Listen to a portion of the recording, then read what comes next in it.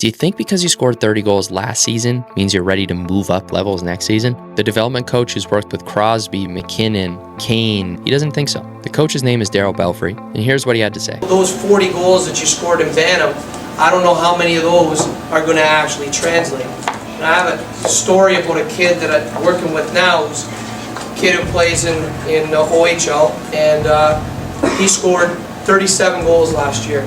And he's 19 years old, and he can't figure out for the life of him why he's never been drafted and why nobody is coming knocking on his door as a free agent. So I took a look and I said, look, Tate, get every goal that you scored, put them on a tape, and send them to me, and I'll tell you how many goals you actually scored. And he didn't understand at the beginning, but once I walked through it, he actually only scored about 8 goals that will translate to the next level.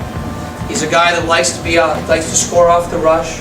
He scores a lot of power play and shorthanded goals. So you have to assume with a player who's been undrafted and a player who's going to be signing as a free agent that it's unlikely if he goes to play pro hockey he's going to walk into a top 6 role. He's going to have to start at the bottom and work his way up. So in that case, you can take all his power play goals, his shorthand goals, his empty net goals, you can throw them out. Now you're looking at even strength goals. Now how many of those goals are legitimate goals that he's going to be able to carry with him and take with him to the next level? And when we figured it out, there wasn't many.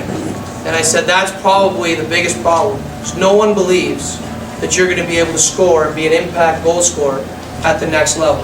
So it's not going to matter in your 20-year-old year if you score 50.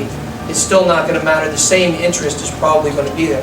Basically what he's saying is that junior and D1 scouts don't just look at your stat sheet. They watch how you produce points. They pay attention to how you produce opportunities. It's whether your habits, your reads, your shot selection is going to translate to the next level. Can you create chances without relying on just your size? Can you manage risk and not just score off of dangles and putting the puck into bad positions? And can you work with your teammates and produce goals by working within the team structure? That's the main difference between racking up points and then having a game that's ready for the next level. And a lot of this is the mentality and the habits that you've built over the offseason that lead you into the season. So if you feel like maybe your game isn't ready to translate to the next level, I made a cheat sheet to break down how you should approach your development if you want more scouts to notice you. This is based on Belfry's philosophy. If you want me to send it over to you, comment Scout25 and I'll send it over.